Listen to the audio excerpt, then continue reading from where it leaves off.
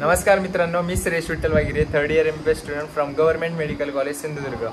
मित्रांनो, नीटचा जो काही रिझल्ट आहे तो आता सेंटर वाईज आणि सिटी वाईज अवेलेबल झाला आहे NTA एका वेबसाईटवर, nta.exam.nic.in वर।